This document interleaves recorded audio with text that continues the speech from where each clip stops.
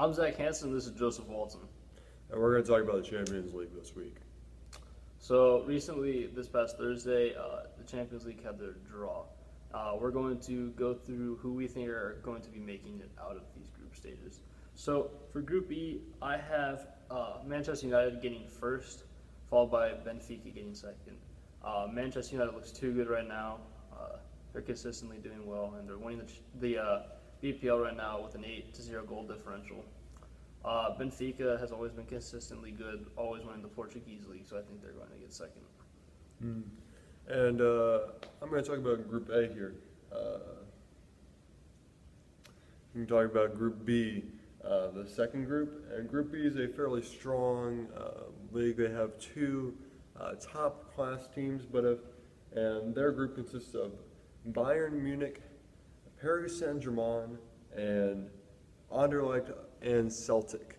Now, the obvious favorites of this group is Paris Saint-Germain and Bayern, with each participating very actively in the transfer market and bolstering their squads. But I'm going to have to give the edge to Bayern Munich. They have a solid core of a team, whereas PSG has been going through a little bit more rebuilding, and not rebuilding, but just changing their lineup. So I think in this early stage of the competition, Bayern will secure more points and won't falter at all, whereas PSG will maybe have a draw or a loss to Bayern. What about the next group, Zach? Group C, there's three main teams with Chelsea, Atletico Madrid, and Roma. I do have Chelsea and Atletico going through. I feel like Atleti will get the advantage over Chelsea, seeing that Chelsea hasn't been looking too good, and I don't think Roma will be able to beat either one, seeing that they have lost a key player, Mohamed Salah, going to Liverpool. So I don't think Roma will be able to beat Chelsea and Atleti. Also, Roma have had Francesco Totti retire as of last year, so they are missing a striker. Even though he wasn't the greatest due to his older age, and he was never the greatest, they're still missing a key player. Moving on, though, in Group D, we have Juventus, Barcelona, Olympiacos, and Sporting CP. Now, this group has two strong teams, which is Juventus and Barcelona, each making it to the higher rounds of the knockout stages last year, and Juventus advancing all the way to a final. And I will have to give the nod to Juventus to get first place in this group, because Barcelona have been looking a little bit rough this season.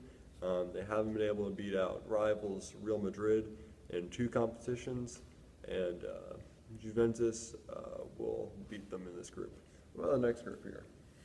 So Group E is an interesting group. They don't have like a super team like Real Madrid or Barca, Manchester United, or Juve. They actually have teams like Liverpool and Sevilla being the standout teams of this group. Liverpool is a fairly good attacking team, picking up players like from this past year, Salah, and from 2 years ago, Mane. I feel like Liverpool will be able to beat Sevilla, having a Europa League final from the past 2 years. I feel like Liverpool will have the advantage over Sevilla.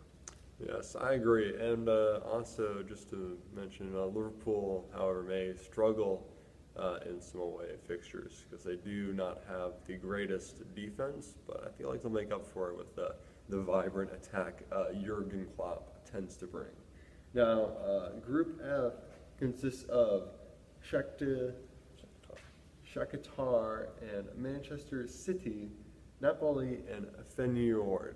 Now, Manchester City and Napoli are the favorites of this league, each having large amounts of money to spend in the transfer market and rich, deep squads that will be able to defeat these smaller sides. So I see those two clubs going through, with Manchester City finishing first. So Group G is actually an interesting group. The four teams are Monaco, Porto, Besiktas, and RP Leipzig. With this group, you can't really tell who's going through. Obviously, Monaco is a good team, but they might be losing Kylian Mbappe and Fabiano, who were key players to their this past year. Not to mention many others. They're losing a lot of their squad last year because they did very well last year. Lots of defenders, strikers, and midfielders. So they're going to have a little bit of a gap in most places on the pitch. Porto has consistently been good in the Portugal League. Between them and Benfica, they're always battling for first and second. Besiktas is an interesting one with recent signings like Charisma and Pepe. They're looking to be a fairly good team. RP Leipzig did very well this past year in the German league, finishing third, I believe, behind Bayern and Dortmund. With players like Werner and Modiste, they will be pretty good, and they might be able to win. Yep. Now, this is the final group, Group H. Group H fields last year's winner, Real Madrid. They are obvious favorites in this league. It also features Borussia Dortmund, Tottenham, and APOEL. Now, the story of Tottenham and Dortmund is interesting because Dortmund has seen a fall from grace in recent years. They're not quite as strong as they once were. However, they're still a strong team, and Tottenham and Dortmund will probably battle for that second spot. And Tottenham will really desire to make it to the knockout stages in this Champions League and progress further than they have in the past, to show some progress in recent years, because that club is continuing to grow, and they want to be a better and larger part of the BPL. This has been Zach and Joe. Hope to see you guys next week. Thank you.